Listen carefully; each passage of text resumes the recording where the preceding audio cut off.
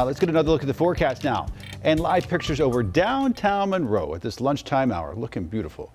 Right now would be a great time to go ahead and grab a lunch outside, but that could change.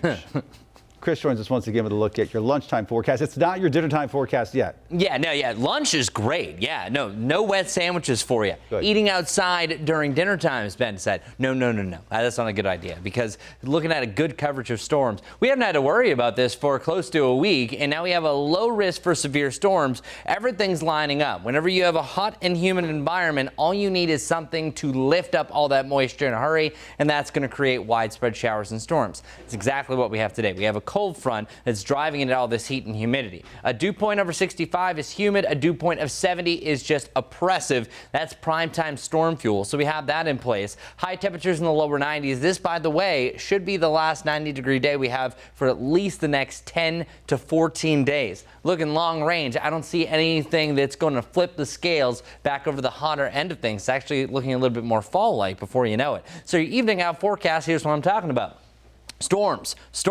Once you get to about 9-10, I think most of that is starting to erode, where it's really a couple hours after the sun sets at 7:42, then most of the activity is starting to wind down. So check it out. It really starts to flourish between about 4 and 6 o'clock. Here's 5 o'clock. Here's 6 o'clock. Notice how much of the map has storms at that point, so it's going to happen in a hurry. But oftentimes whenever you have storms developing like this, one pops up and then the outflow, the breeze that forms out of it, can form a new storm. And then sometimes they all can just make a massive glob of storms that the center of that, or the axis, can dump rain in one place after another. So that's going to keep some areas upwards to 1 to 2 inches of rainfall, and others will be on the outskirts of the storm, only see maybe a trace to 1/10 of an inch. So it all depends where you are. Also, the worst case scenario, I think some of these storms might be some wet microbursts. That's a sudden rush of winds that come from the storm, so some wind damage also going to be a possibility. As I mentioned, the late evening, everything should be clear. But we're not done with the storms. We're actually just heading into more of an active pattern.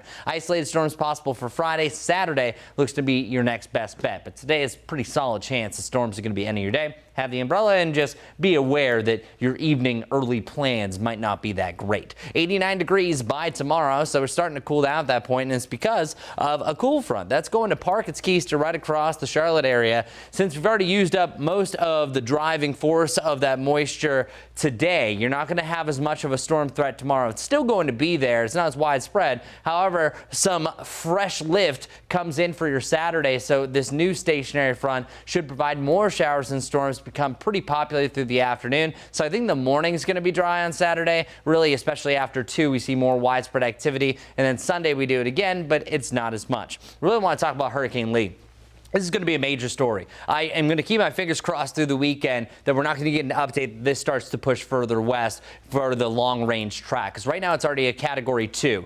The National Hurricane Center is predicting this is going to be a Category 5 monster by tomorrow evening. It will get a little bit weaker, still strong Category 4. That's north of Jamaica, Puerto Rico, and then it's going to eventually turn its way back off towards the north. It's really once you get to a week from now, that's where things start to separate, where you see models all over the place. As of right now, it's keeping it right in the middle of the Atlantic, staying away from the Carolinas, but this could be a major storm. Just getting up to Category 5 is a big deal in general. Guy Roofing 7-day forecast with that cold front, that's bringing more clouds and rain chance for the weekend. That's why highs are only in the lower 80s. Stuck to the 80s most of next week, but the long range showing that heading into next weekend, we could have highs in the upper 70s. Hello, fall.